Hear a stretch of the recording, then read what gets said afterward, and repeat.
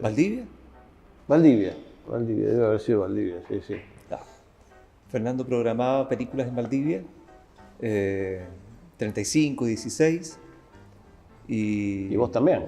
También. Y aprovechaba de revisarla, pegar una reparada, reforzarla un poco para que no se cortaran en la proyección. Hay una instancia anterior, me parece, a través de Paula. Vos me habías invitado a este festival.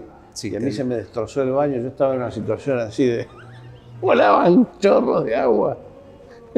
Un plomero que no venía, qué sé yo, el día que yo partía para acá. Claro, y me escribiste como a las 6 de la mañana, sí. Que no podías venir. No, se me había destrozado, o sea, salían de posiciones a chorros. No fue una catástrofe, pero todavía se ve en la parte donde está el depósito una franja así, que es toda las ¿cómo se llama? Las baldosas originales de mi casa que hubo que romper para sacar el desagüe y volverlo a hacer de vuelta. Y nunca pude conseguir la baldosa igual. Puse unas cosas que se parecen, pero no sé. Bueno, no. Ese día, o sea, nos tendríamos que haber conocido ahí. Claro. Y nos había recomendado una amiga común, Paula Félix Didier, que dirige el Museo del Cine, que ya lo conocía a él y había venido acá. También al festival, sí. Así fue. Después nos conocimos realmente, como él dice, en Valdivia. Me habían invitado Camargo a pasar películas allá y él las revisaba y las proyectaba. A veces era él y a veces era Byron en el 16, en el proyector 16 de Byron, ¿no? Claro. Y también en 35. Y en 35. Sí. Scanners, por ejemplo. Había alguna en 35. La de Bruce Lee. Sí. Pero esa yo no estuve. No. En esa edición yo no estuve. Pero sí de Pix, sí cuando hicimos el Osofre, sí Amok, me acuerdo. Y no me acuerdo qué más. Y después nos íbamos a comer y a charlar y a beber. Y nos comunicamos. Debo decir. Por email para conversar y intercambiar información. Y después nos conocimos presencialmente y nos íbamos a un café muy simpático que estaba en el centro, que a partir de las 21 horas dejaba de ser un café familiar y las garzonas se acortaban la falda. ¿Te acuerdas? ¿Verdad? ¿Te acuerdas? Sí. Que había una colombiana ahí y unas chicas colombianas que atendían y nosotros evidentemente íbamos a comer un sándwich con un té. Claro, porque veníamos en la parte anterior con el café, antes de que el café se travestiera, ¿no? Claro. Y cuando pasaba ese cambio nosotros estábamos ahí y de golpe notamos algo ha ocurrido acá. Y bueno, claro. Seguíamos con nuestro sándwich, nuestro té. Nuestra vida familiar siguió intacta. Exactamente. Muy, muy conservador y todo, muy respetuoso. Íbamos con Panesi ahí con Panesi y Byron. El hombre. Sí. Exactamente. Cabezas. ¿Y cómo fue esta impresión de, perdón que lo diga, pero que un loco reconozca a otro loco a través de... Fue inmediato. Por la cordillera? No, fue inmediato. Enseguida nos dimos cuenta de que padecíamos de lo mismo. ¿No? Fue simultáneo. Bueno, Fernando durante años hizo el programa Filmoteca en televisión pública con Fabio Manes, después con Roger Cosa. Escribía libros sobre cine, hacía clases en la universidad, restauraba películas, buscaba películas, proyectaba y todo eso. Y resulta que Jaime hacía todo lo mismo. Lo mismo que en Chile. En un programa que también tuvo 10 años en Cámara de Diputados Televisión, mostrando películas patrimoniales chilenas. Claro, buscando por todo Chile películas y comprando películas por eBay. Nosotros también compramos películas por eBay. O sea, hacíamos lo mismo, estábamos destinados a encontrarnos. Y un día le digo a Fernando si tenía películas repetidas, si le interesaba hacer un cambalaché. Y me dice, sí, y le mando una lista de películas repetidas y se manifiesta de forma muy precisa y me dice, me interesa. Y pero aparte de las películas era una cosa extraordinaria, no vamos a entrar en ese detalle ahora, pero y dije, mirá, yo no soy digno, no tengo nada a esta altura, yo te dije eso. Sí. Y te mandé lo que yo tenía, digo, esto no le va a servir, pensé, no se va a poder hacer esto. Y no, hubo cosas que le interesaron. Y bueno, el tema nuestro en Argentina siempre es que en Argentina, en realidad, uno cree que es un país, pero en realidad es un país, y en todo caso, sitiado por una terrible fuerza de oposición, que es la aduana. La aduana no te permite nada, ninguna cosa. La aduana es tu dueña. O sea, vos sos esclavo de la aduana, vos podés comprar lo que quieras afuera, que siempre vas a tener que rendir cuentas en la aduana, vas a tener que pagar el triple de lo que te costó comprar. Entonces la aduana no te permite ninguna cosa. No entiendo cómo nos dejan salir todavía y volver. O sea, nos dejan siempre y cuando no llevemos ni traigamos nada, ¿no? Es decir, entonces le dije esto a él. Dice, el problema que veo es la aduana argentina. La aduana argentina es una vergüenza. Me dice, no te hagas problema, yo cruzo los Andes. Y digo, bueno, si vos haces eso, entonces yo mando un flete desde Buenos Aires hasta Mendoza, que es lejos, ¿no? No puedo, pero no puedo menos. Si él cruza los Andes, yo tengo que hacer algo similar. Y bueno, para mi sorpresa, el hombre se consiguió una camioneta y cruzó los Andes. Claro, iba con una carta del director de aduanas acá en Valparaíso. Le expliqué de lo que se trataba, un intercambio cultural para festivales de cine recobrado. Lo cual, por otra parte, es totalmente cierto. Sí, porque... por supuesto que sí. Material sin valor comercial, películas que ya no se copias fabrican. Usadas, nosotros lo que nos gustan son todas cosas usadas que de verdad no valen nada. Salvo para nosotros son invalorables. Para el mundo comercial se tiran, nosotros sacamos, todo el tiempo estamos sacando cosas de la basura. Exactamente. Así que con esa carta pasé las 2 aduanas, ida y vuelta, e incluso cuando venía de vuelta me detiene la aduana argentina, revisan el vehículo, constatan que son rollos, también les muestro el rollo de película, mira, aquí estas rayitas son la banda sonora, ¡oh, qué maravilloso! Estas cosas son viejas, ya no se usan, son de archivo y todo lo demás.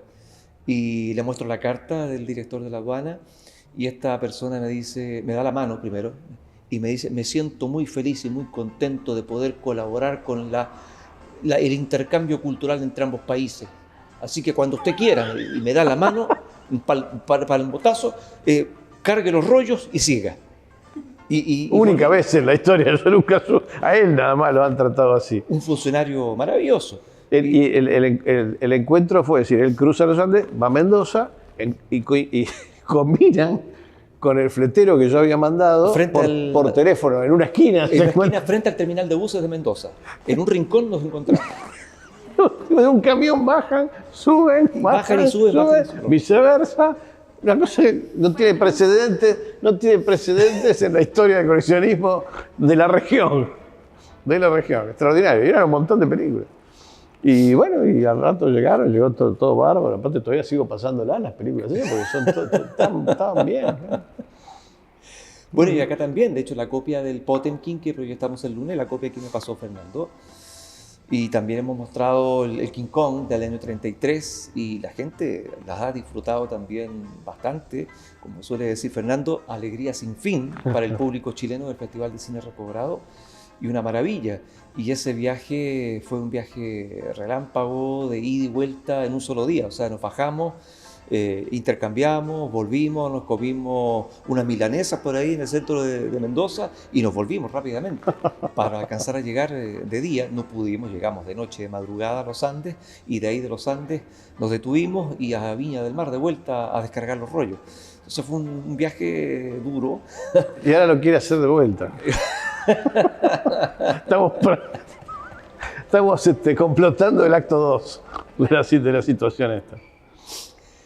Y bueno, de ahí nos hemos ido encontrando. Fernando me ha invitado un par de veces a Buenos Aires, uno al festival que dirige, que es el Basofi, a proyectar unas películas. No, una película no, lo hice llevar su pieza más preciada, que es El horror de Drácula de Terence Fisher, una copia en Technicolor preciosa que tiene para pasar en el Basofi. Fue un momento muy importante. Estaba abrazado a la película así.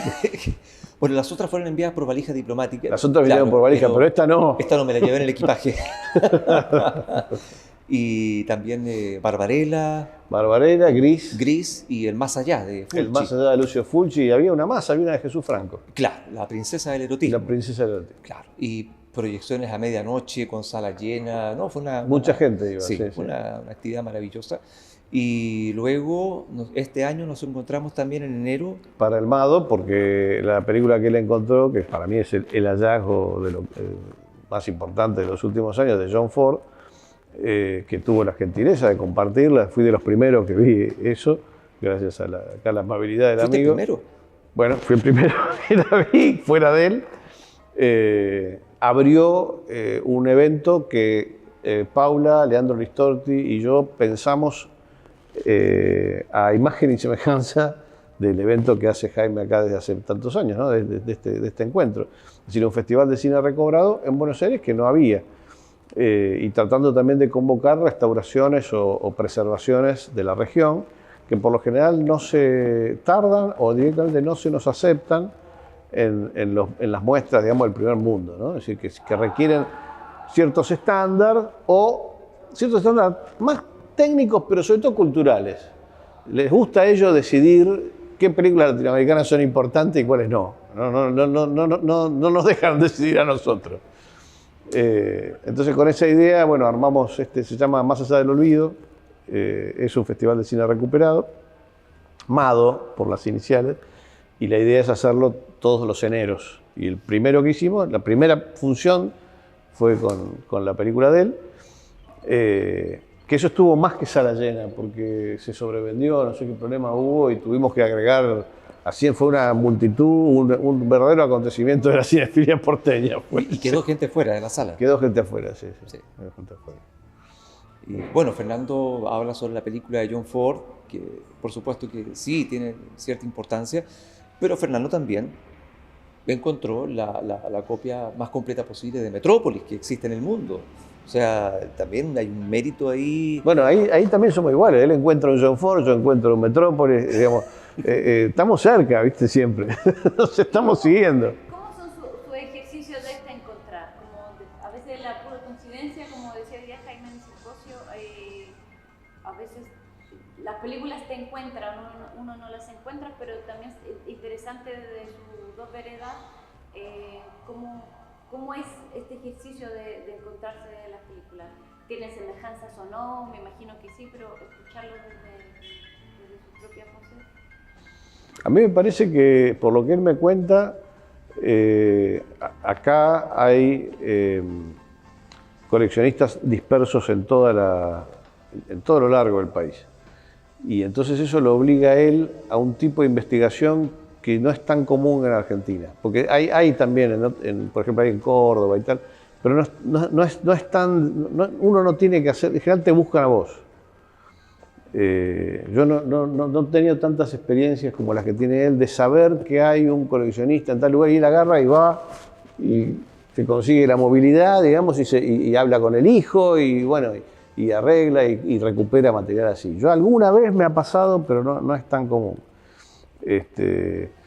Y sí me ha pasado, bueno, con lo de Metrópolis, que fue el resultado de una investigación histórica, ¿no? Es decir, me tiraron un dato que me llamó la atención y a partir de ese dato me hice algunas preguntas, fui a los diarios, fui a las bibliotecas y bueno, y siguiendo todo un hilito, dije, me parece que la película, la copia de Metrópolis que está en esta colección debe ser la versión completa.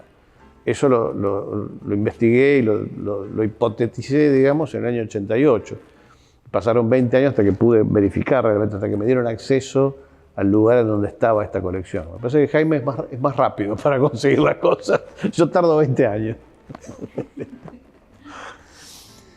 Sí, igual de repente pero a diferencia de Fernando, en Buenos Aires hubo más coleccionistas. Por el hecho de estar en la ciudad. Claro, en la ciudad. Y la ciudad más grande también, más cantidad de salas de cine, más cantidad de distribuidoras, laboratorios que hacían copias en Buenos Aires. Por supuesto hay mucha más facilidad para conseguir más material. Acá sí habían algunas personas, coleccionistas o autodenominados peliculeros, que muchas veces sacaban películas de las compañías distribuidoras antes de que las rompieran con hacha, sobornaban al bodeguero, sacaban copias bajo cuerda, las vendían, las exhibían, las seguían explotando comercialmente o las intercambiaban con otros peliculeros. Y claro, he recorrido varias ciudades chilenas buscando ese material, siguiendo la pista de algunos coleccionistas, contactándome con los hijos, con las viudas, y van apareciendo ciertos materiales. Acá mismo, aquí en la Plaza O'Higgins, el año 2015, en febrero del 2015, veo unas latas tiradas en el suelo y otros rollos amarrados con pitilla, ¿no? con cáñamo, y al verlo era película muda, virada. Se nota rápidamente, hay diversos colores en la superficie de la perforación. Eso hay que comprarlo inmediatamente. Exacto. Nunca se sabe lo que puede haber ahí. Había unos cortos pintados a mano, de paté, del 1900, y había unas latas que decían Mudo Film Valparaíso. Mudo Film, Valparaíso, ¿qué diablos será eso? Y Mudo Film, mudo. ¿Será Carlos del Mudo, que era un cineasta que había hecho una película acá en Valparaíso en 1926 llamada Incendio? Bueno, y efectivamente era Incendio. Y la película lamentablemente estaba con hidrólisis, estaba en un estado bastante avanzado de descomposición y logramos recuperar, yo diría, más o menos la mitad de la película, y con escenas del comienzo, del medio y del final. Y eso estaba tirado acá en la vereda, en la calle, y es la cuarta película muda chilena que se recupera, ¿no? De un total de más de 84 películas que se hacen entre 1910 y 1931. Hay 80 películas que están perdidas y hay 4 que han aparecido, y esta ha sido la última. Entonces son situaciones fortuitas, ¿no? Por eso decía, muchas veces la película te encuentra. El dato, el correo o una llamada telefónica, y uno acude a esa información y empieza a investigar. Y hace unos meses atrás encontré en Santiago una copia de una película argentina que me dice Fernando que esa versión no está, que es una película llamada Chunco, de un director chileno, Lautaro Murúa, que trae un inserto en color. Claro, la copia está, nosotros tenemos una copia de la película, yo tengo una copia de la película, pero no con la parte en color. De hecho, nunca supimos que tenía la parte en color. Claro, entonces esa copia con ese fragmento de color apareció en Chile. ¿Te das cuenta? Entonces son ese tipo de situaciones que van surgiendo, pero no es porque uno ande buscando Chunco o la película de Ford, no. Aparece un lote y mucha gente dice, le vendo el lote o llévese el lote. No, claro, no claro. tengo tiempo para que se ponga a revisar y elegir. Llévese todo o nada. Todo o y nada. te lo llevas. Y bueno, lo que pasa es que también me parece que una cosa que nos une, que es que no es tan común, y uno quisiera que fuera más común, porque entonces aparecerían más cosas. Normalmente en los especialistas están divididos los conocimientos. Es decir, hay gente que sabe mucho de historia del cine, mucho de teoría, pero no conoce nada del manejo del material. Y al revés, hay gente que son muy buenos técnicos, son muy buenos reparando películas, pero no tienen la menor idea de historia, entonces no tienen ninguna conciencia de la importancia que tiene la obra que está contenida en ese material que están reparando. Nosotros tenemos, me parece que por la cosa autodidacta y por curiosidad, formación en las dos cosas. O sea, combinamos las dos cosas. Es decir, él es historiador de cine, es investigador, es teórico, pero también proyecta, también repara películas, y también sabe lo que hay que hacer, digamos, cuando aparece un material en mal estado. Y lo mismo yo. Es decir, uno ve vos le das a un teórico una lata y sale corriendo porque no sabe qué hacer. Nosotros no, es decir, sabemos inmediatamente la importancia que tiene algunas cosas, y eso también te hace más rápido para reaccionar cuando tenés que, digamos, decidir si compras o no una determinada cosa. Es decir, no tenés tiempo para esperar que te den un subsidio, no hay tiempo. Pero eso lo sabemos porque manejamos las dos áreas del conocimiento. Y me parece que lo que tenemos que tratar de lograr, a través de eventos como este o a través del trabajo en cinematecas o en la enseñanza, es que haya más especialistas que puedan manejarse con comodidad en las dos áreas. Que sepan que cuando encuentran una lata, si es 35, si es 16, si es nitrato, y si es nitrato que hay que comprarla de inmediato, que tiene determinados riesgos, es decir, todo eso hay que inculcarlo como si fuera parte de un solo conocimiento, no como es lo habitual, que es que estén separados, ¿no? Que vos le das la película a quien te hace el transfer, ¿no? Vos tenés que saber qué decirle al operador de transfer para que la película quede como vos sabés que tiene que estar.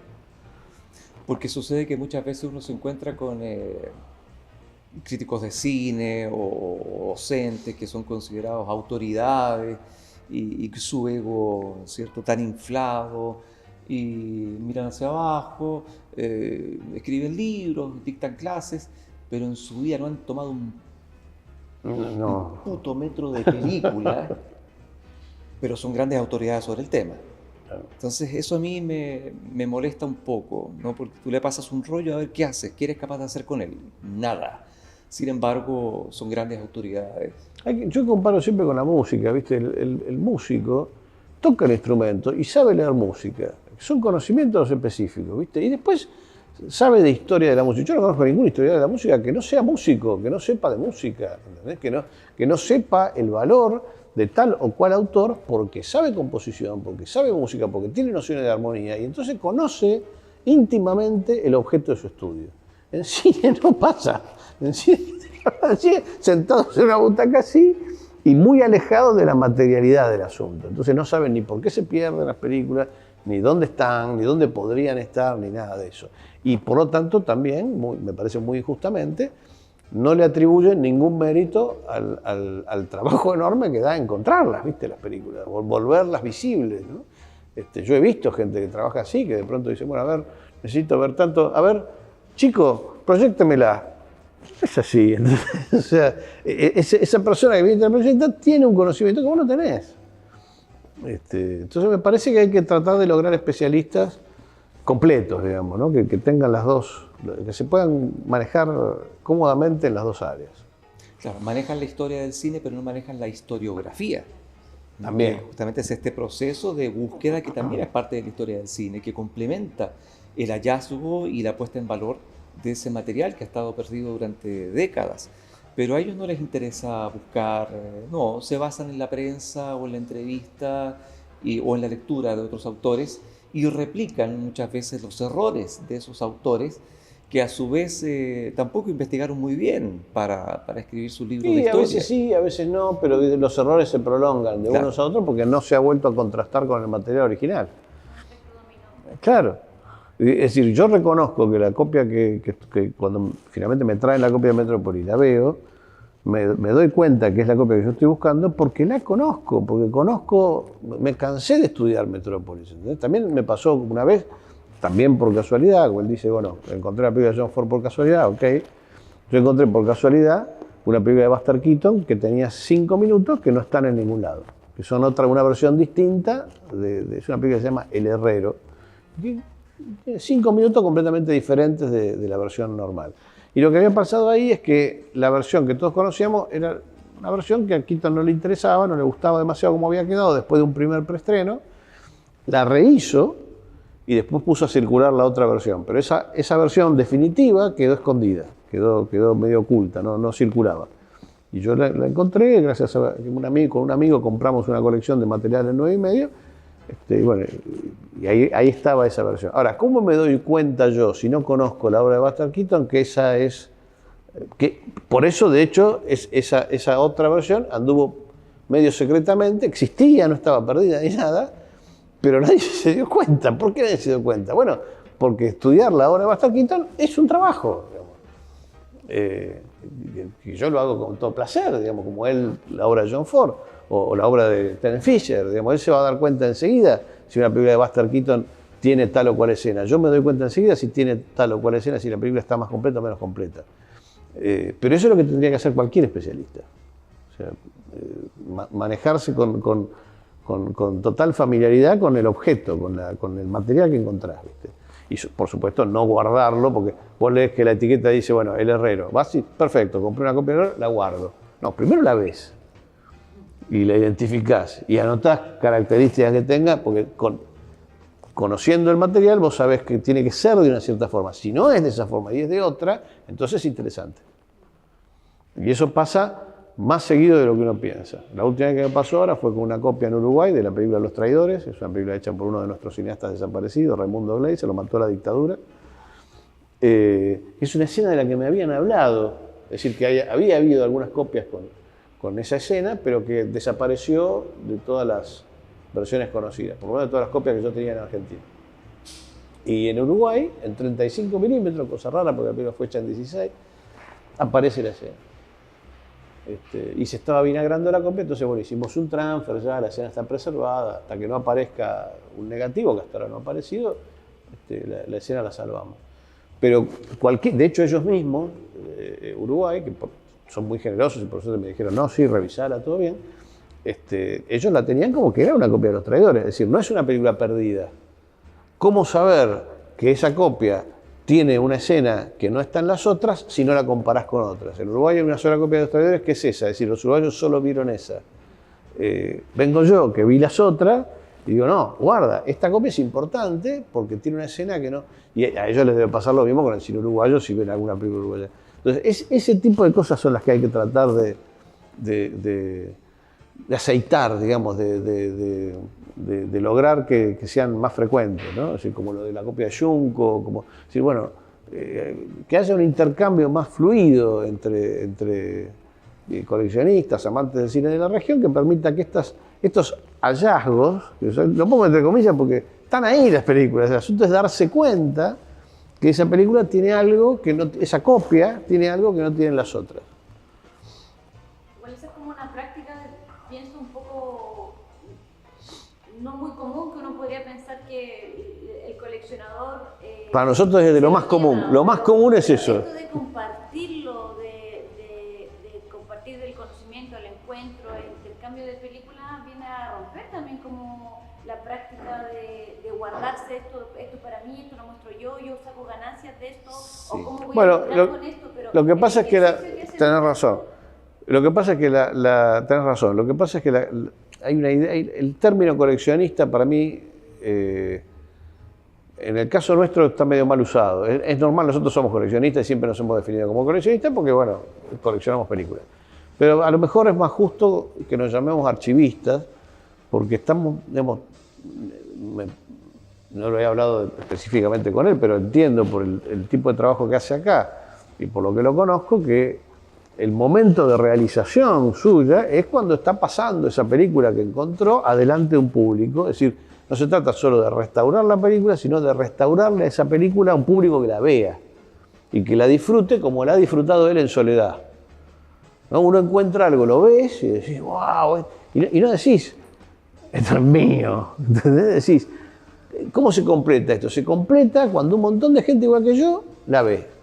Ahí se completa, ahí está la cosa.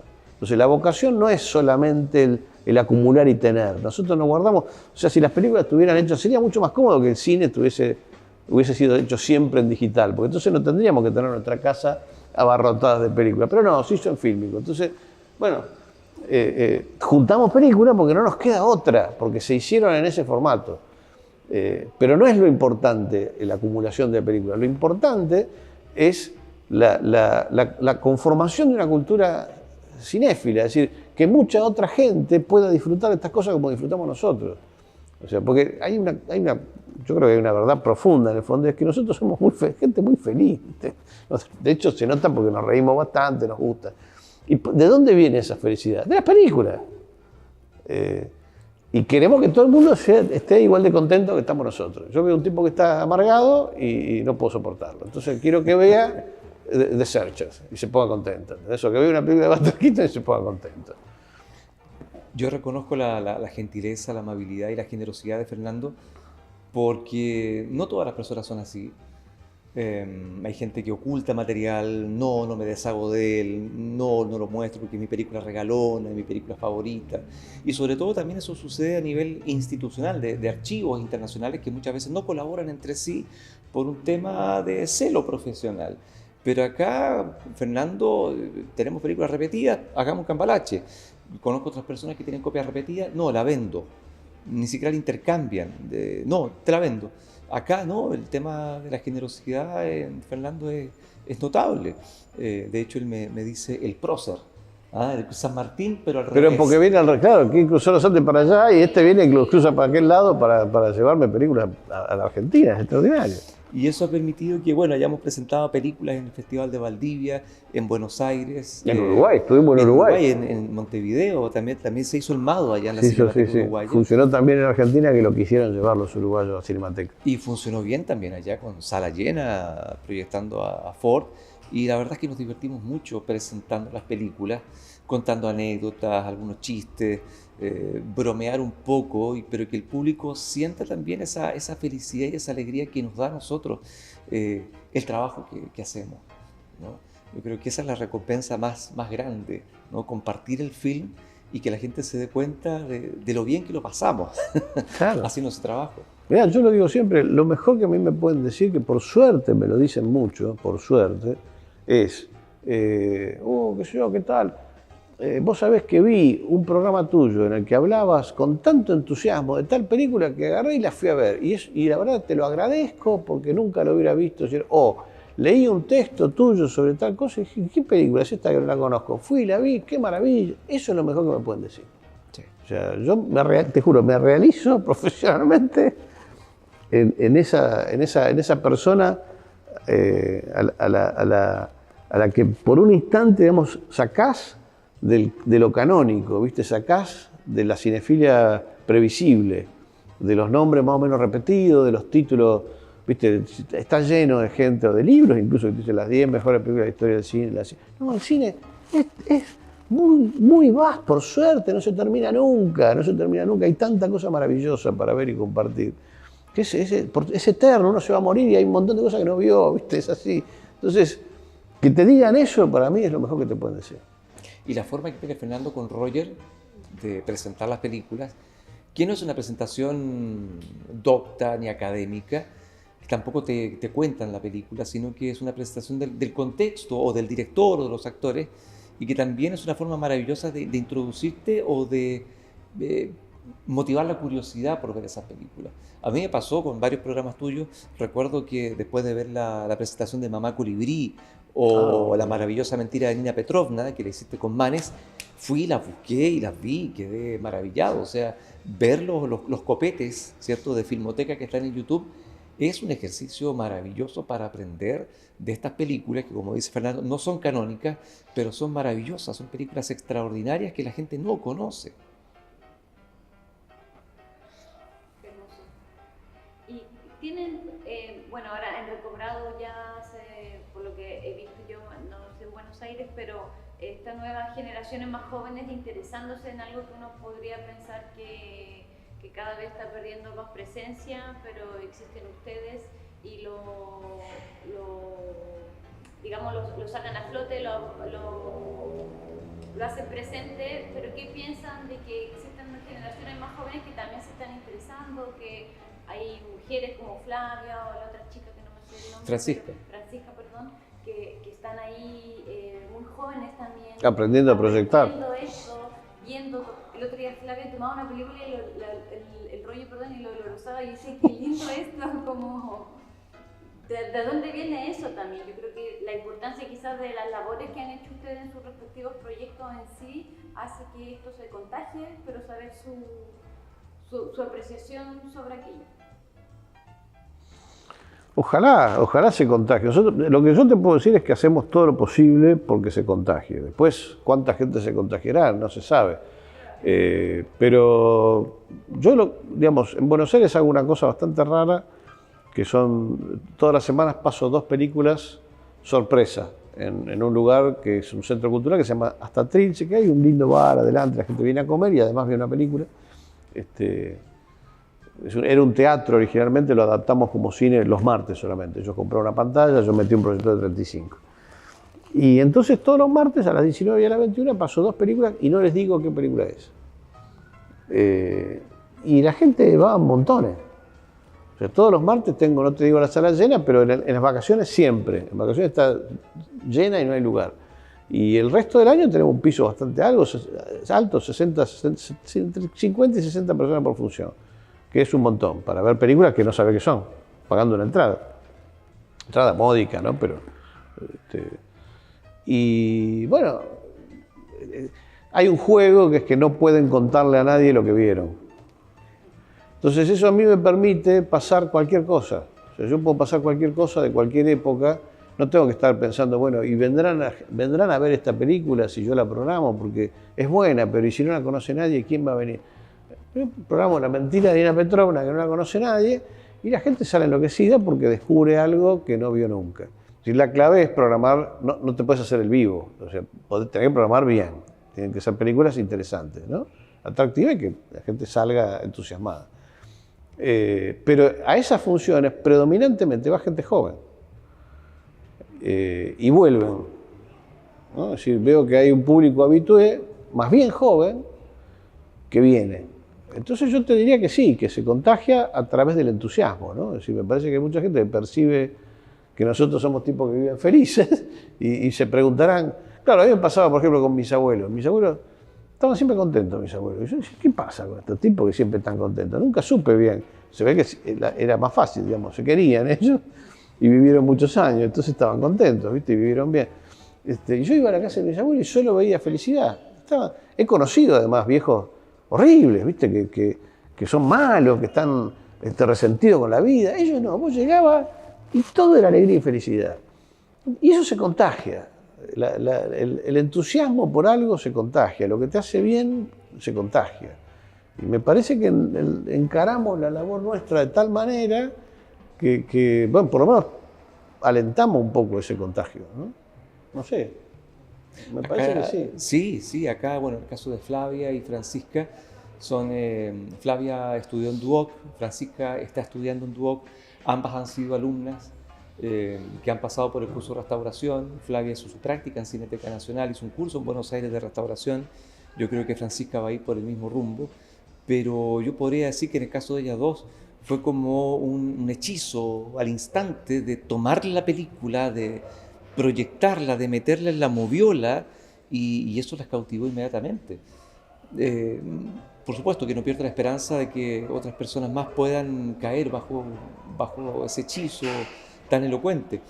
Pero acá tenemos una actividad que es el Cine Club Recobrado, que lo hacemos el último miércoles de cada mes, también proyectando películas viejas, algunas cosas también un poco tránsfugas de repente. Y también hay un público que se suma todos los meses a esas funciones y que lo vamos preparando para el festival.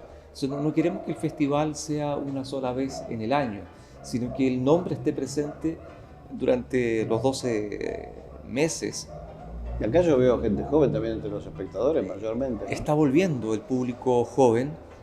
Durante mucho tiempo, unos 5 o 6 años, decayó bastante la asistencia al festival. Eso coincide con la aparición de las redes sociales. Pero ahora están comprendiendo que este material no lo van a... La película que vimos ahora, No la van a ver nunca. No la van a ver en ninguna otra parte si no es acá. Entonces, reforzar eso del encuentro crucial, de ir a ver esa película porque es una experiencia irrepetible, que es lo que ofrece el festival. Muchas gracias. No sé si tú querías decir algo. Diga nomás. Como ven ambos el panorama que se le presenta a sus labores, ¿A quién? a la restauración, cómo ven el panorama, ya sea local, el territorio local, ya no sea compromete Chile como Argentina, universal, cómo lo ven eso en un futuro. Y también qué pasará, porque nosotros tenemos una caducosidad más que cierta, entonces qué pasará también, qué han pensado que con su obra. Mirá, en Argentina, por lo menos, que es de lo que yo puedo hablar, no hay Cinemateca Nacional. O sea, y entonces privados como yo o algunas entidades públicas pero que no tienen presupuesto como el Museo del Cine, fungimos como Cinemateca Nacional sin poder, por ejemplo, por supuesto, cumplir con la verdadera tarea que tienen las cinematecas, que bueno, son preservar y difundir, ¿no? Entonces eso en Argentina es un problema, porque hay mucha gente que se quiere dedicar al tema y no tienen dónde. Y entonces hay unos cursos pero que son, para mí significan poner la carreta delante del caballo, porque ¿para qué vas a formar preservadores o restauradores si después no se van a poder incorporar a la práctica profesional? Salvo que ellos armen sus propias colecciones de películas y trabajen con su material. Entonces, en Argentina es un problema el tema de la preservación. Y la restauración mucho más. Y en relación con el futuro, yo estoy ahora tratando de que... bueno, yo me lo he planteado varias veces esto. Mi primera idea era muy simple, era simplemente donar, o sea, legar mi casa, que es al mismo tiempo mi archivo, por suerte es de mi propiedad, no alquilo, a 3 personas que son de máxima confianza mía, para que, digamos, eso lo continúen con la llave cerrada, digamos, o sea, la casa con las películas dentro, ¿no? Y bueno, Paula Félix Didier, que es amiga mía de hace muchos años y que dirige el Museo del Cine, tuvo una idea superadora, que es armar una fundación, que es un tema en el que yo nunca me metí porque no entiendo de trámites ni me llevo bien con lo institucional, con todo el aparato institucional. Pero bueno, de eso se está ocupando ella. Leandro Listorti, que es un director de cine argentino y archivista también, está trabajando también ahora conmigo. Y despacito me parece que le vamos a ir dando forma una forma un poco más institucional que simplemente la del archivo que yo armé. Entonces, para mí en este momento el futuro sería ese, ¿no? Yo me adelanté un poquito, tenía la Corporación Cultural Cinemateca del Pacífico, Desde antes. tenía del 2008 aproximadamente, pero solo con la finalidad de poder postular a fondos del gobierno y restaurar películas, lo cual hemos hecho en un par de ocasiones, pero nada más. No postular a fondos o algún bien nacional para poder tener el archivo ahí. También tengo las películas en casa. Sé que en cualquier situación todo lo que es el material chileno va a ir a algún archivo nacional. Te tengo una película de regalo a ti también, que en su momento te llegará, con Brigitte Helm. Se van a comunicar contigo dentro de pronto. Pues yo sé que Fernando ama a Brigitte Helm, tal como lo planteaste en un programa, estos ataques de necrofilia, ¿no? Este amor por mujeres muertas. No, nos gustan mucho Nos gustan las mujeres muertas. Qué frase. Actrices, a eso nos referimos, ¿no? Sí. Y ahí tengo una película con Brigitte Helm que yo sé que le va a gustar mucho. Y lo demás, bueno, uno no puede controlar, en el caso mío, cada una de las cosas que van a ir sucediendo a nivel familiar. Pero vos tenés una hija, y la estás preparando. Sí, pero... Es distinto, nunca nunca le he hecho caso al llamado de la especie, nada. Sí, pero bueno, ella está más preocupada de la química, de la música.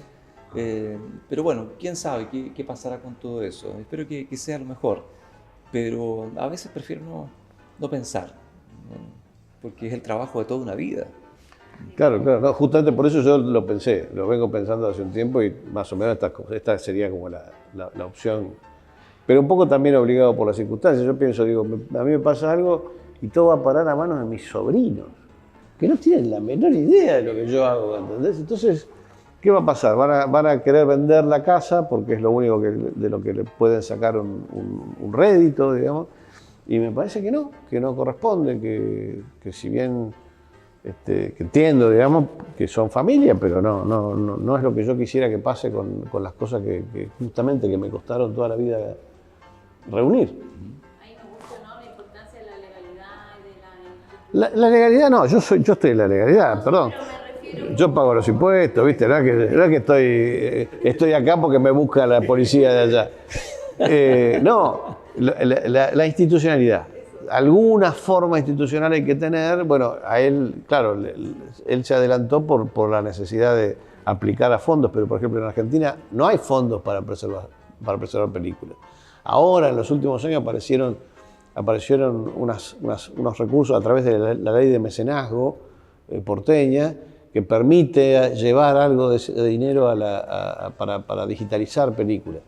Pero eso es reciente, yo nunca necesité hacer la institución porque no había fondo a lo que aplicar. Mi preocupación era conseguir el suficiente trabajo como para que con mis sueldos, en 3 o 4 cosas, poder mantener el material, claro, comprar copias nuevas y cuidarlo y ir comprándome la casa y tal. Yo creo que él se preparó mejor. Sí, no sé, yo le he dicho a mi hija que tenga mucho cuidado cuando sea madre, porque si alguno de sus hijos, de chiquitito, le dice John Wayne, o Peter Cushing, le dije, ese soy yo. La amenacé, le dije, yo voy a reencarnar, voy a volver bajo la figura de un hijo tuyo para preocuparme de que no te deshagas de ese material, de que siga estando dentro. Soy capaz de hacer eso. Yo soy capaz de reencarnar para que ese material siga estando ahí. Y lo digo muy en serio. No tengo ninguna duda. Sí, para mí es notable el hecho de que sigan apareciendo películas antiguas que estén perdidas en el resto del mundo. O sea, que Sudamérica sea un referente de películas perdidas, ¿no? Metrópolis, que es encontrar en Argentina, la película de Ford, la película de Lothar Méndez, que apareció acá en Santiago, y que los europeos estén comenzando a escribir y a interesarse. Che, ¿no encontraron esta cosa? Claro, de hecho ya me han escrito de la Cinemateca Portuguesa, quieren exhibirla allá, Taiwán, Pordenone, me siguen escribiendo de Bolonia, preguntándome si pueden programarla en las escuelas de verano, y cómo la encontrar, o sea, están sumamente sorprendidos de que estos países sudacas, ¿cierto?, aún puedan ofrecerles estas joyas que no se llevaron los colonizadores, los conquistadores, que hayan quedado estas joyas todavía. Algunas cosas nos guardamos. Que exactamente, ¿no? Y que las podemos compartir, ¿no?, con total y absoluta generosidad con el primer mundo. Y entre Chile y Argentina, que hace tanto se odia y está ahí, no hay cordillera. Es un puente, en verdad. Nosotros no nos odiamos nunca. Al contrario. No, creo que hay más de mito en eso, ¿no? Una rivalidad, pero mitificada, ¿no? Acá, ¿no?, las veces que he estado allá, la gente es maravillosa, encantadora. Sí. Si entramos en guerra, nosotros seremos condenados por traidores, porque nosotros...